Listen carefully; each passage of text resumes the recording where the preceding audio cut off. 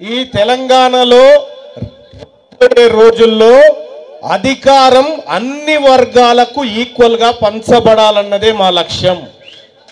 అన్ని వర్గాలకు ఈక్వల్ గా పంచబడాలన్నదే. అలాగే ఈ పార్టీ ఎప్పుడైతే నిజాం ప్రభు 1948 సెప్టెంబర్ 17న వదిలిపెట్టిండో ఆ వదిలిపెట్టిన తెలంగాణ కావాలి మాకు. ఆ వదిలిపెట్టిన తెలంగాణ కావాలి.